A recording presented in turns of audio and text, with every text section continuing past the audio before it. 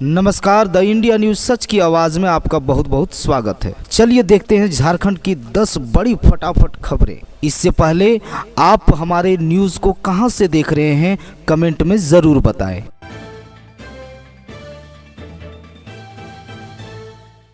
बड़कीटांड़ के महेंद्र यादव की हत्याकांड में 2 आरोपी गिरफ्तार। बेंगाबाद पुलिस ने 5 दिनों के भीतर महेंद्र यादव हत्याकांड का उद्भेदन कर बहुत बड़ी सफलता अर्जित की है। इस मामले में 2 आरोपियों को पुलिस ने गिरफ्तार कर लिया है और उसे मंगलवार को गिरिडीह केंद्रीय कारा भेज दिया है। इसमें ग्राम पंचायत ताराटांड़ के एतवारी महतो के पुत्र संतू यादव और स्वर्गीय कार्तिक महतो के पुत्र चिंतामणि महतो शामिल हैं।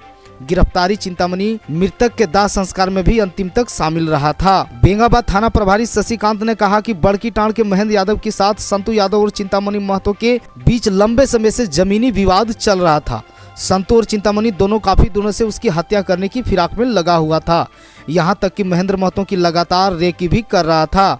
इस बीच 17 जनवरी की रात महेंद्र अकेले बाइक से बेंगाबाद ड्यूटी करने जा रहा था। इसी बीच संतू महेंद्र को विश्वास में लेकर बीच रास्ते में उसके साथ बाइक में बैठ गया और कांसीडीह में जंगल लकड़ी कटाने के बाद कहकर जंगल तक छोड़ देने की बात कही। चिंतामणि पूर्व से ही जंगल में घात लगाए बैठा था। जंगल पहुंचते ही बाइक के पीछे बैठे संतू ने महेंद्र के गले में रस्सी फंसाकर कस दिया। इस बीच चिंतामणि पहुंच गया और दोनों ने रस्सी के सहारे गला घोंटकर उसकी हत्या कर दी। हालांकि पुलिस को वह रस्सी घटनास्थल से बरामद नहीं हुई है। 4000 घूस लेते पंचायत सचिव को एसीबी ने दबोचा। पीरटांड़ प्रखंड अंतर्गत खुखरा पंचायत सचिव सहदेव महतो को एसीबी की टीम ने गिरफ्तार किया है।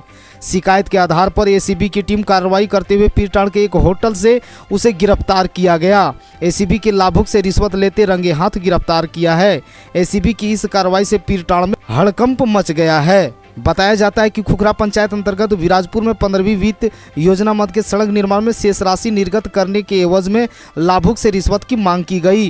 भुगतान के लिए लगातार 4000 रुपये की मांग की जा रही थी। लाभुक रिश्वतखोरी के विरोध भ्रष्टाचार निरोधक ब्यूरो से शिकायत दर्ज कराकर कार्रवाई की गुहार लगाई थी। लाभुक की शिकायत पर एसीबी के सत्यापन पर कार्रवाई करते हुए पीरटांड़ प्रखंड मुख्यालय स्थित एक होटल से रिश्वत लेते हुए रंगे हाथ गिरफ्तार किया है। झंडोत्तोलन में शामिल होने की अपील। जिला क्षेत्रीय कल्याण द्वारा गणतंत्र दिवस पर 26 जनवरी को शहर के वीर कुंवर सिंह स्मारक पर झंडोत्तोलन किया जाएगा। पूर्वाह्न 11 बजे झंडोत्तोलन का समय निर्धारित है। उक्त आशय की जानकारी समाज के जिलाध्यक्ष गोविंद सिंह ने दी। उन्होंने समाज के सभी लोगों को झंडोत्तोलन कार्यक्रम में शामिल होने की अपील की है। झारखंड के पिछले 4 उपचुनाव में परिवारों का कब्जा, क्या रामगढ़ में भी जारी रहेगा सिलसिला। रामगढ़ उपचुनाव को लेकर झारखंड में सियासी हलचल तेज हो गई है। उपचुनाव परिणामों के इतिहास को देखते हुए यूपीए महागठबंधन रामगढ़ में अपनी जीत के प्रति आश्वस्त है। वहीं बीजेपी भी जीत का दावा कर रही है क्योंकि इस बार आजसू साथ आ गई है। आमतौर पर उपचुनाव का इतिहास यही बताता है कि परिणाम सत्ताधारी पार्टी के पक्ष में गए हैं। झारखंड में एक और ट्रेंड देखने को मिला। प्रदेश में पिछले 4 उपचुनाव के परिणाम बताते हैं कि जीत परिवार के सदस्य को ही मिली है।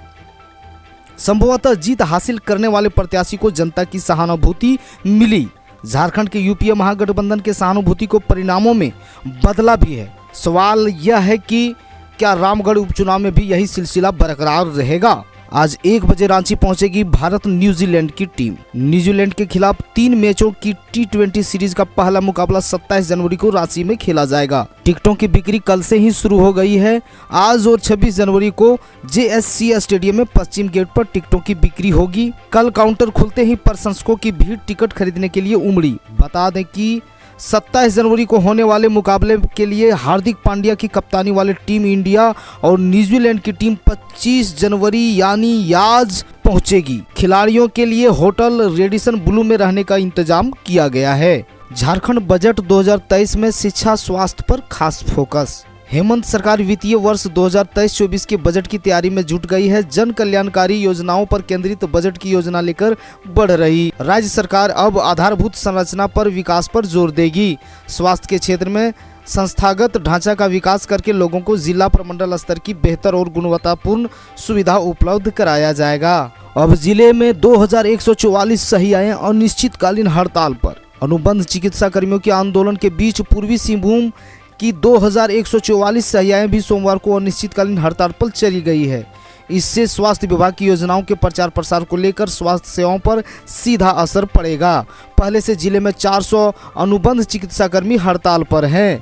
गरीब, पिछड़े और शोषितों की आवाज बने थे कर्पूरी ठाकुर। मंगलवार को चिरारास में बिहार के पूर्व उप मुख्यमंत्री जननायक कर्पूरी ठाकुर जी की जयंती मंगलवार को मनाई गई। अध्यक्षता समाजसेवी उमेश ठाकुर ने किया। कहा, जननायक कर्पूरी ठाकुर गरीब, पिछड़े व शोषित के लिए मसीहा थे।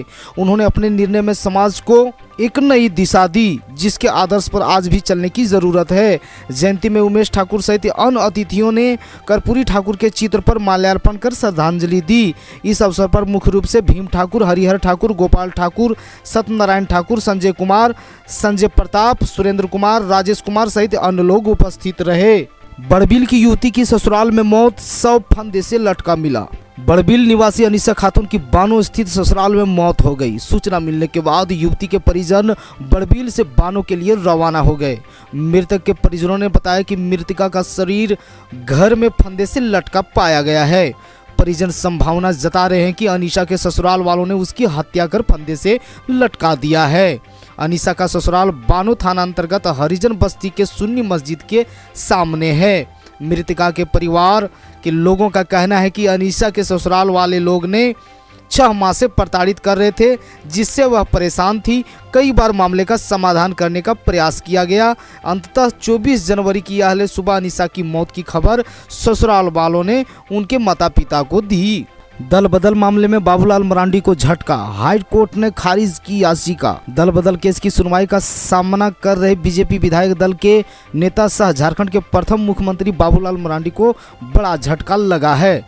झारखंड हाई कोर्ट ने यह कहते हुए उनकी याचिका खारिज कर दी कि विधानसभा अध्यक्ष के न्यायाधिकरण में सुनवाई जारी है। इस बीच कोर्ट में सुनवाई नहीं हो सकती। इससे पहले झारखंड हाई कोर्ट में जस्टिस राजेश शंकर की अदालत ने सभी पक्षों को सुनने के बाद फैसला सुरक्षित रख लिया था। आज फैसला सुनाते हुए कोर्ट के बाबूलाल मरांडी से कहा कि आपकी याचिका सुनवाई योग्य नहीं है, क्योंकि झारखंड विधानसभा अध्यक्ष के न्यायाधिकरण मामला विचाराधीन है।